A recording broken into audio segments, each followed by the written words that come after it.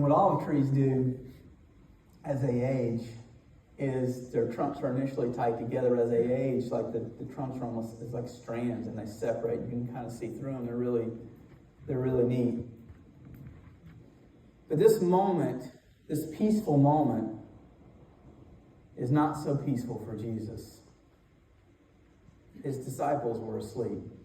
And so we pick up here in Mark 14, it says this. Mark 14:43 says, and immediately, while he was still speaking, Judas came, one of the 12, and with him a crowd with swords and clubs from the chief priests and the scribes and the elders. And now the betrayer had given them a sign, saying, the one I will kiss is the man. Seize him and lead him away under guard. And when he came, he went up at once and said, Rabbi! And he kissed him. And they laid hands on him and seized him. But one of those who stood by drew a sword and struck the servant of the high priest and cut off his ear. And Jesus said to them, have you come against me? Have you come out as against a robber with swords and clubs to capture me? Day after day I was with you in the temple teaching, and you did not seize me. But let the scriptures be fulfilled. And after that, and they all left him and fled. Well, this is quite a scene, right? So they come after Jesus as if he's some violent revolutionary. And I kind of get it. You know, they're a little scared of what's going to happen. Somebody did lose their ear. We know in John 10 who that was, by the way. I mean, if you didn't know, the character and nature of Peter leads you to believe that it was Peter. Like, I don't know what Mark was thinking when he wrote this. A lot of times, the people think this is Peter's gospel, that he employed Mark to do it, because Mark isn't one of the 12 disciples. Mark was likely a young boy who was kind of following closely around the group and was kind of working with Jesus and working with the disciples. And so I'm pretty sure it was Mark was writing this. He was like, it was you, Peter. And Peter's like, I get it. It was me. But we don't have to say that. Mistakes were made. But John, on the other hand, is like, it's Peter. You know what I mean? Like Peter did it. We all know it was Peter. Come on, Peter, we get you. But I love John also gives us a little detail that Jesus rebukes Peter again and heals the servant. And I love that reality. Mark doesn't mention it, but John does. I love what that says about Jesus, that even in the moment of his greatest betrayal, he still heals people. What?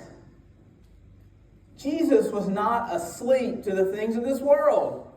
Jesus was awake. He saw what was going on, and he corrected those things that were not right. Even in his arrest, he still fought for the right thing. When nobody else was, Jesus was. Now, personally, with the way I view the world, I kind of think Peter was right. Right? Didn't they come at Jesus with clubs and swords? They came, and Peter had just said, I will never deny you, though they all else deny you. And so Peter's trying to live up to that, right? And so he does what we all do in the world, and that is we want to swing a sword when really what we need to do is keep our eyes on Jesus and pray. Have you really thought about that? That a lot of the things that we need to do in life don't come down to us expressing our physical strength, but really are about us expressing our spiritual strength.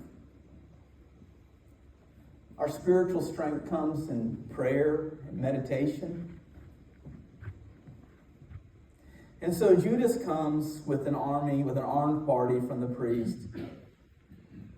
And he betrays Jesus in an intimate fashion. Now, it is common to do the whole kissing thing in that culture.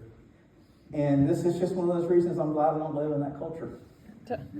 I'll be honest with you. I don't want dudes kissing me. Not on the cheek.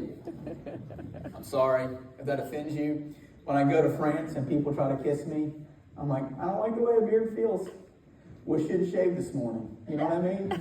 Like, just don't do that. Alan's over there laughing because Alan grew up in France. Anna grew up in France, and they understand that's just what you do. And the first time I went, they were like, all right, Don, they're going to kiss you.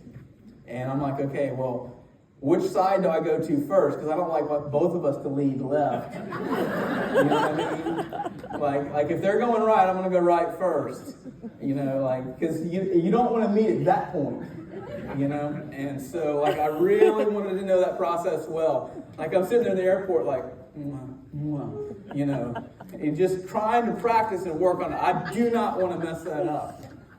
I mean, I want to be cultural and sensitive and all that, but yeah. Anyways. But when somebody is like that close to you, somebody who called, listen to that word, rabbi. What a lie, rabbi. I don't know how he got those words out of his mouth. Now Jesus was a rabbi, he was a teacher, but he was not Judas's teacher. Judas had another one. And so he used and abused his position to get as close to Jesus as he could, close enough to even kiss him.